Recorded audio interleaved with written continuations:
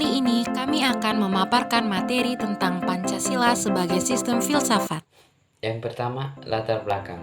Pancasila sebagai sistem filsafat.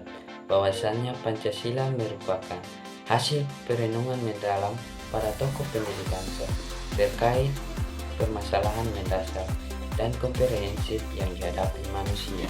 Rumusan masalah yang kami ambil adalah yang pertama, apa pengertian Pancasila dalam konteks filsafat dan apa saja landasan-landasannya. Yang kedua, apa esensi Pancasila sebagai sistem filsafat dan nilai-nilai yang terkandung di dalamnya.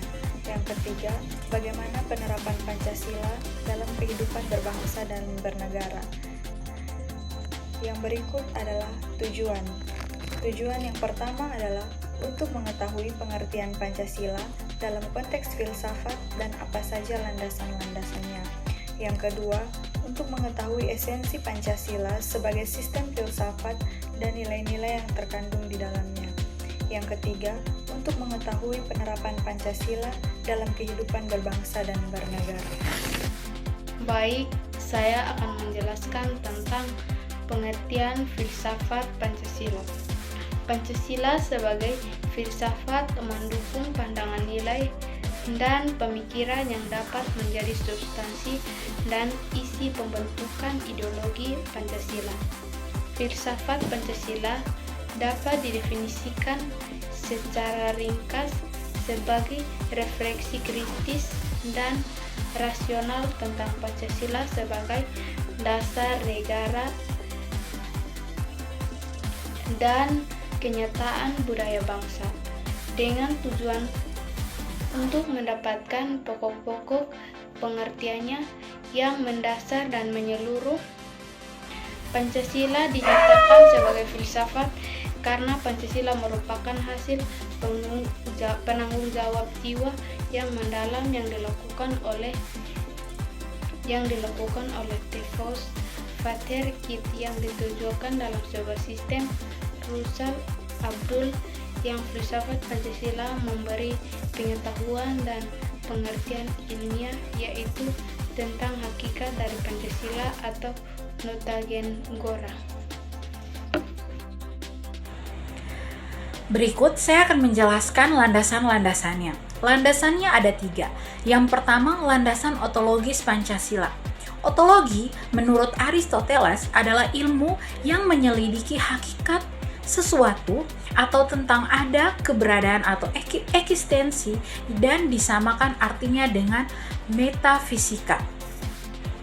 Secara ontologis, penyelidikan Pancasila sebagai filsafat dimaksud sebagai upaya untuk mengetahui hakikat dasar dari sila-sila Pancasila. Hubungan kesesuaian antara negara dan landasan sila-sila Pancasila adalah berupa hubungan sebab akibat. Negara sebagai pendukung hubungan, sedangkan Tuhan, manusia, satu rakyat, dan adil sebagai pokok pangkal hubungan.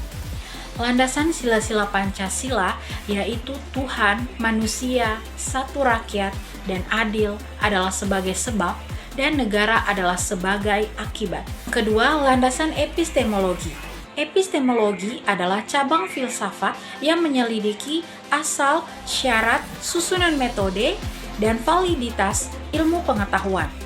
Landasan epistemologis Pancasila adalah bahwa Pancasila sebagai dasar negara Indonesia mengajarkan pencarian kebenaran yang bersifat universal, kontekstual, dan mengutamakan nilai moral serta etika. Ia mengedepankan dialog, toleransi, dan penghargaan terhadap keberagaman dalam masyarakat Indonesia. Pancasila bukan hanya sebagai ideologi, tetapi juga sebagai panduan praktis dalam kehidupan yang mendorong harmoni dan kesejahteraan bersama. Yang ketiga, landasan aksiologis Pancasila. Sila-sila Pancasila sebagai suatu sistem filsafat memiliki satu kesatuan dasar aksiologis, yaitu nilai-nilai yang terkandung dalam Pancasila pada hakikatnya juga merupakan suatu kesatuan. Landasan aksiologis Pancasila merujuk pada dasar nilai atau tujuan yang terkandung dalam Pancasila sebagai pedoman hidup bangsa Indonesia dalam mewujudkan keadilan sosial, kemanusiaan yang adil dan beradab, serta kesejahteraan bersama. Landasan aksiologis Pancasila mengandung beberapa aspek. Yang pertama, nilai kemanusiaan, prinsip kemanusiaan yang adil dan beradab. Yang kedua, nilai keadilan sosial bagi seluruh rakyat Indonesia yang berfokus pada pemersatuan. Yang ketiga, nilai persatuan Indonesia, menekankan pentingnya solidaritas nasional dan integritas bangsa. Yang keempat, nilai toleransi dan kerukunan, ketuhanan yang Maha Esa, yang mengajak penghormatan terhadap kebebasan beragama. Yang kelima, nilai musyawarah dan demokrasi, kerakyatan yang dipimpin oleh hikmat kebijaksanaan dalam permusyawaratan atau perwakilan. Ini mencerminkan nilai demokrasi yang berlandaskan pada musyawarah konsensus. Landasan aksiologis Pancasila mengarah pada pencapaian nilai-nilai luhur seperti kemanusiaan, keadilan, persatuan, toleransi, dan demokrasi. Pancasila memberikan panduan untuk menciptakan masyarakat yang adil, makmur, dan berperadaban tinggi, berdasarkan pada penghargaan terhadap martabat manusia dan kesejahteraan bersama. Baik, yang berikutnya adalah Pancasila sebagai suatu sistem filsafat dan nilai-nilai yang terkandung di dalamnya. Pembahasan mengenai Pancasila sebagai sistem filsafat dapat dilakukan dengan cara deduktif dan juga induktif.